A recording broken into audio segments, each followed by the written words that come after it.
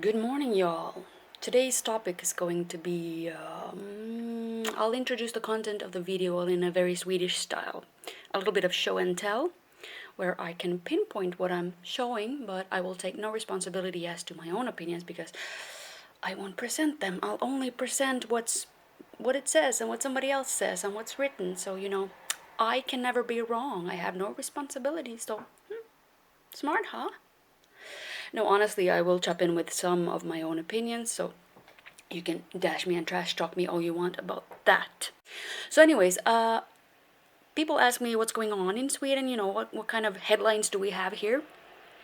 And the headlines are, in fact, actually about the healthcare system, which is which has been sort of famous. The image of it has been famous, and the image of it now is sort of infamous, starting to get there. So what's actually going on here? Well, it's about the healthcare system, but it's not about the coronavirus. So today's headlines, usually people being outraged or something. Everybody loves a scandal. They love glamour and galas. They love praising all kinds of stuff. Victims, they praise heroes, they praise something, they praise this, they praise that. Usually they praise victims because that makes us feel like we are also better people.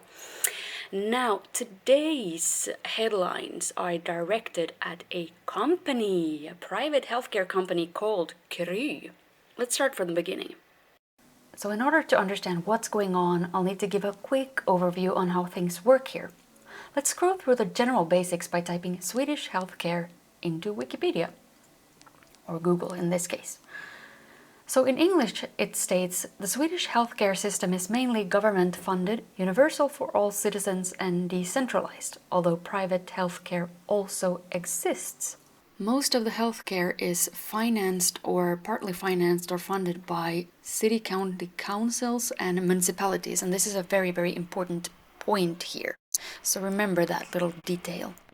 It further states, private healthcare is a rarity in Sweden, and even those private institutions work under the mandated city councils. Well, that's great. Except, according to dagensmedicin.se, which could be translated into Medicine Today, updated on February 15th, 2019, almost 2 years ago. It states, out of the 1,145 health centers in the country, 495 were run privately at the end of 2017, which corresponds to 43%. But the variation between municipalities in regards to this, according to the report, are very big. While only around 14% of Örebro's municipality's health centers are run by private actors, around 68 are run privately in the Stockholm municipality, the most densely populated area in all of Sweden. So, the municipality of Stockholm is under right-wing rule. The biggest right-wing party in Sweden is called Moderaterna, the moderates. I wouldn't know how to translate that to English. The biggest, in theory, mid-left party are the Social Democrats, whose government is ruling the country at the moment, by a thread though, and there are many internal conflicts going on within the ruling government, and the opposition is very, very big. Let's move on further. Medicine Today reports that between 2006 and 2017, health centers run by private actors within the healthcare have gone up by 82%. You may then ask, why so many private actors? Well, in 2007, the ruling government at that time, the moderates, introduced something they called vårdval, or choice of care. The main goal was for patients to be able to freely choose where they want to go for healthcare. And that sounds great, huh? Except, since the only moving part in this is not only the patient, also the healthcare center is involved, and more than that, steered by the company running it, which only goal is to maximize profit, because that is the ultimate goal of any company. So patients now become customers or consumers rather than patients. And for each patient and each case, the private clinic or health center gets an amount of money from the state, depending on what kind of case it is. But hang on, doesn't the state funding mean that we, the taxpayers, pay? Why, yes, it does. So how can these health centers then be privately run if they're receiving financial support from the state? Well, that's a very good question, but it's a different question that I won't get into in this video, although I'm sure it crossed the minds of someone. Sorry about that. So anyways, one can be of many opinions about this, but one that I have read and heard many times is pretty neatly wrapped up in a letter to the editor of Dagens Nyheter, today's news, one of the biggest daily newspapers in Sweden. The letter was written in 2019 by a medical doctor, and it states, "The choice of care system has resulted in a scenario where the ones with the mildest symptoms seek care more often and the ones with more complicated symptoms receive less care."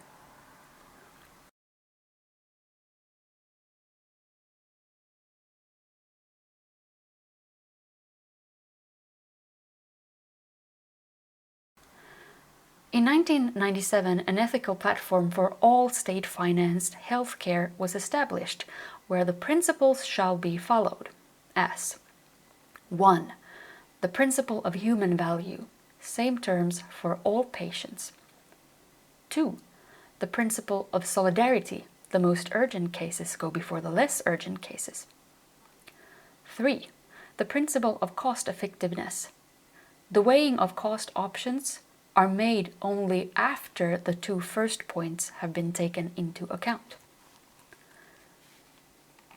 Before the choice of care was implemented, the priority decisions were made by responsible politicians and staff within the healthcare, with regards to ethical guidelines and the urgency of the patient's need for care. But now, the decisions within the primary healthcare are increasingly made based on the economical interests of private companies. So what's this hot topic of the week in the newspapers? Well, it's regarding one of these private actors in healthcare, a company called Kry, which should mean healthy, basically, but I guess it's an abbreviation in this case. It's one of the health centers with many establishments, online establishments. It's a big company. In Sweden, each health center gets money from the state for each person that lists themselves within that particular health care center. This is regardless of whether the patient or client needs care or not. So a healthcare center with many listed people choosing to get treated at that facility will receive more money than centers with less listed people. Some could argue that anyone with half a monkey brain would see why this isn't sustainable for 5 cents. So, Kry, the one being grilled by media at the moment, has earned their place in the spotlights as a result of more than 10,000 sudden ghost listings by people. Most of these people don't even know that they've suddenly chosen Kry instead of maybe that other health center they've been going to for the past 15 years, where the doctors and health workers know them and they were, feeling secure and all that. And this is apparently due to an app, something that I've mentioned to be very popular in Sweden. All and everything can be managed by an app. There's something called online healthcare here, where you can have a quick talk with a doctor online for milder cases or renewing your prescriptions, etc. Kry offers this through a web page and an app, an application, of course. You need to sign in with your bank credentials to receive care. However, this does not mean that you list yourself with them. In reality, listing yourself demands a bit more attention and a signature of sorts. So, however, through this app, Kry has dug into people's personal files and changed their listing preferences, having them lose contact with their former healthcare center while making money doing it in the process. I myself have used Kry for a prescription once. The idea is good for milder cases like mine, to not have to wait in line for treatment, taking up a spot in the queue and making the other person behind you with perhaps more urgent matters wait for you. I had to go in and check that Kry hadn't hijacked my info and changed the preferences without my consent, which they hadn't. But then again, I didn't use the app, I used their webpage.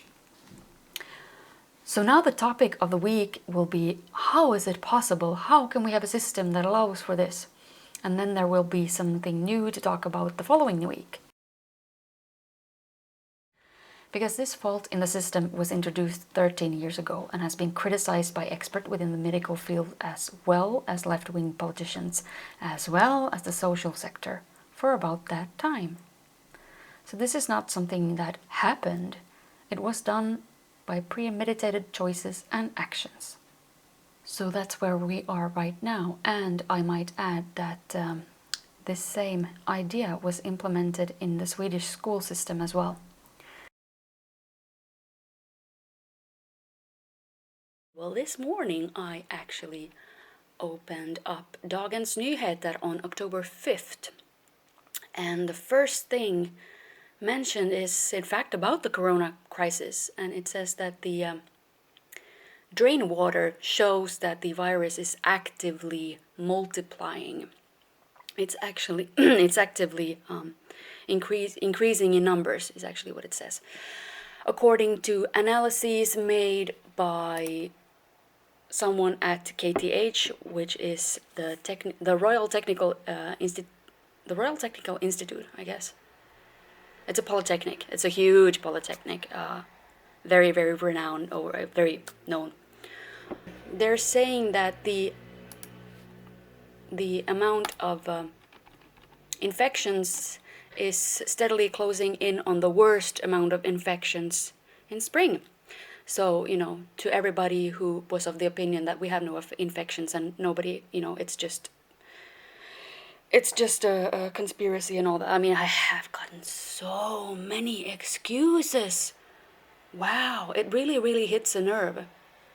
The thing is that it's not about, the ego of the image of a country. It's about health. And this is what KTH says. This study shows that we can see a clear increase in the amount of COVID-19 cases, and it's not because more people have been tested. Now, I'm sure I will get, comments from trolling Swedes saying that this person who says this is not a Swedish person, or she doesn't have a Swedish name. When people say that, you who comment, just don't react to that. There's a lot of net hate, online hatred and online stuff going on in the Nordic countries. This is how we do it, and this is how trolling people do it. They start with some sort of racist remarks and all of this stuff. YouTube does a huge job of cleaning up a lot in my comment field after the Sweden videos. So thank you, YouTube, for that.